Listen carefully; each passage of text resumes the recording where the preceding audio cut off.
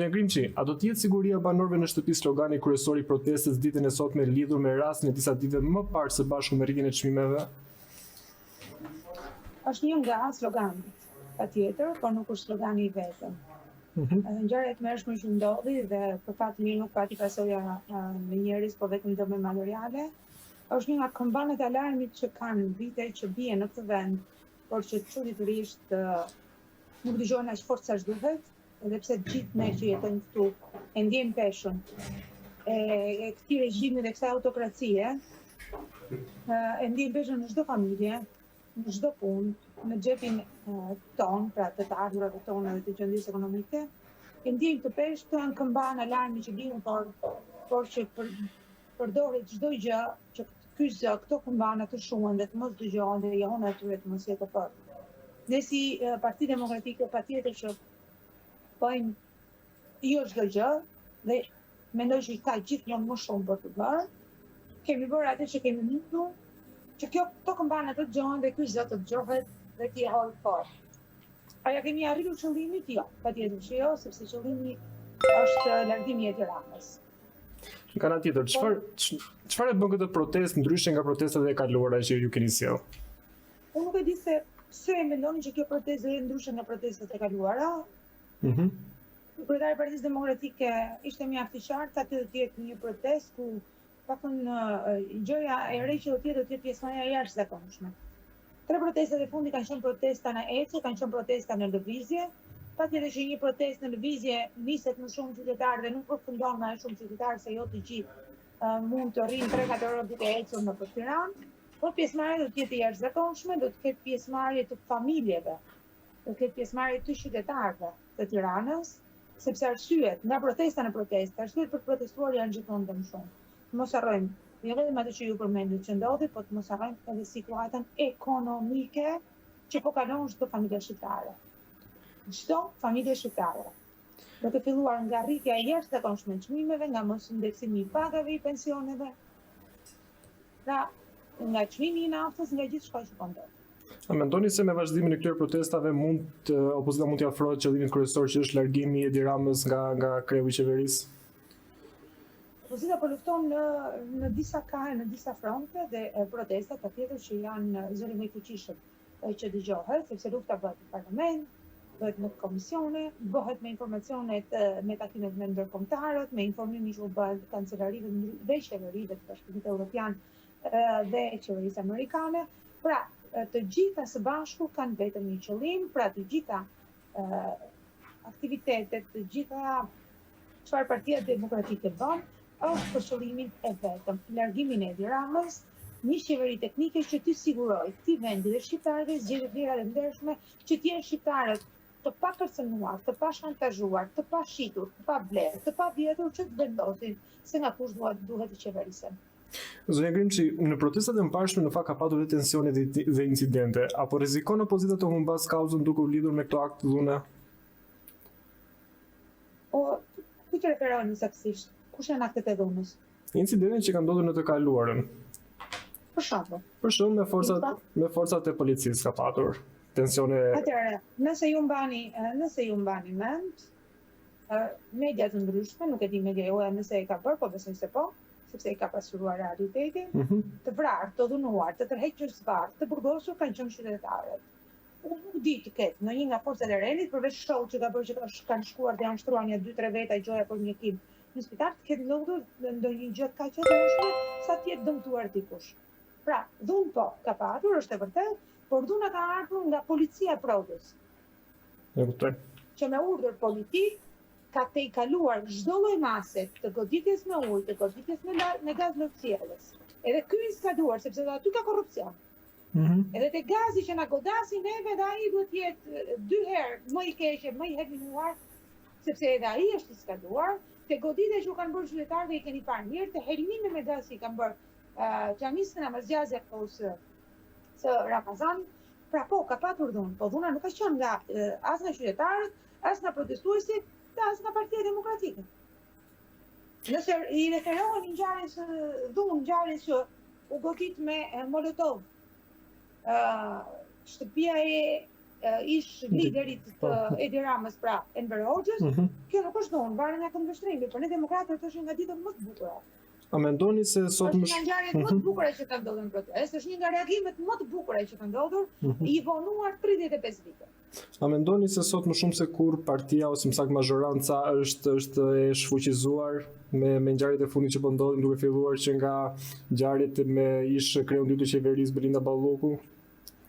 Atëherë, shfuqizuar nuk është se nëse do të ishte shfuqizuar, do të kishim qeveri. Me për çfarë? Është e delegjitimuar, sepse nuk ka shqiptar, duke qenë nga socialistët, demokratët dhe ata që nuk u intereson politika, që nuk e kanë kuptuar se kush janë këta një band pajtush.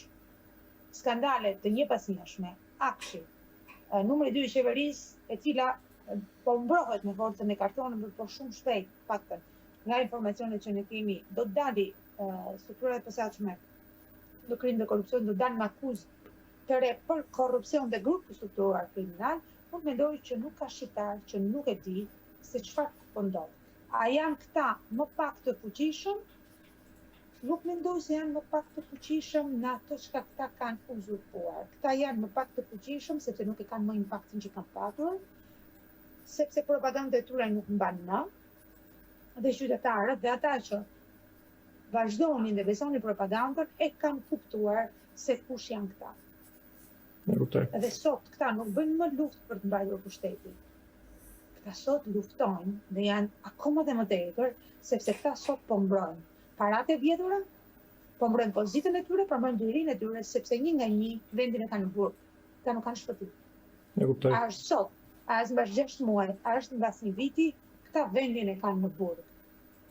Këta do të paguajnë për atë që u kanë bërë shqiptarëve. Por nuk më intereson se ku e kanë vendin këta. Më intereson ajo që nuk po ndodh, pavarësisht dhe arrestimeve që kanë ndodhur figuratarëve të Partisë Socialiste. Nuk po u kthehet çka u është vjedhur shqiptarëve. Parat të kthehen shqiptarëve. Asetet, pronat, të mirat, burimet natyrore që u janë vjedhur shqiptarëve të kthehen shqiptarëve. Vetëm atë mund të interesë. Në skenari më të keq të opozitës, nëse të tilla protesta nuk japi rezultat dhe qytetarët në një farë mënyrë le të themi me projeksion humbasin besimin ndaj liderit demokrat, kush mendoni se mund të jetë figura më e përshtatshme për të marrë timonin e partisë?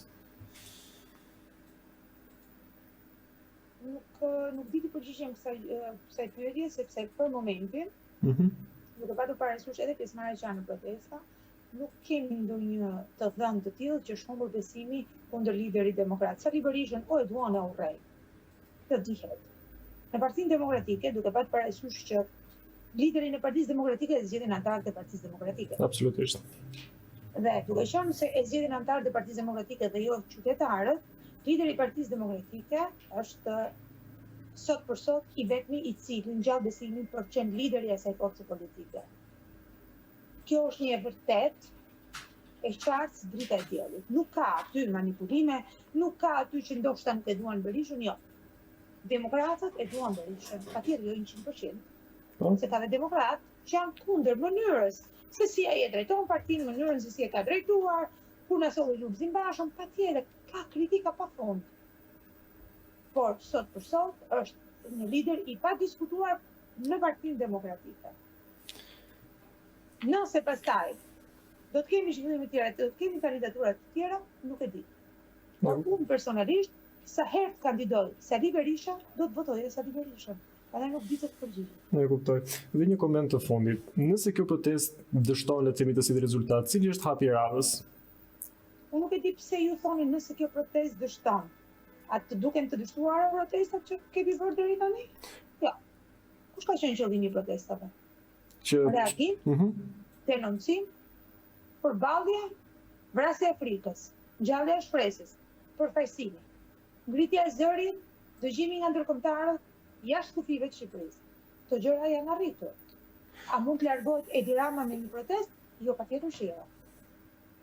Edi Rama largohet me votë dhe me qëndresë qytetarëve. Sa më shumë të ngrihemi, sa më pak të kemi frikë që të ngrihemi, aq më shumë do ta detyrojmë dhe do ta forcojmë Edi Ramën, por edhe të tjerë faktorë të një shteti të së drejtës që të reagojë që në këtë vend gjërat jenë të qarta në dritën e diellit, kush ka bërë të paguaj, dhe njerëzit duhet t'i thonë, po, më propagandës që këta janë njësoj, nuk jemi njësoj, nuk kemi asnjë lidhje me sektin e rilindjes, nuk ka lidhje socialistët të ndershëm të vjetrit me këta, absolutisht nuk jemi njësoj.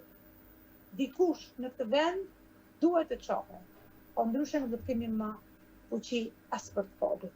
Në fakt, zonja Grimçi më kujtua dhe një rast që para 2 javësh në fakt u organizua një protestë thjeshtë qytetare për rritjen e çmimit të naftës, por që solli jo më shumë se mos gaboj 5 ose 10 qytetarë tek sheshi. Dhe aty u kuptua që në fakt vetëm me opozitën. Shumë mirë bësh që ma kujtuar, unë isha atje. Ishit. Isha sepse ishte ditë e hënë dhe ne kishim foltore. Duke qenë se kjo protesta ishte thirrur në orën 17, unë pavarësisht se jam pjesë e drejtimit të Partisë Demokratike, unë protestoj gjithmonë.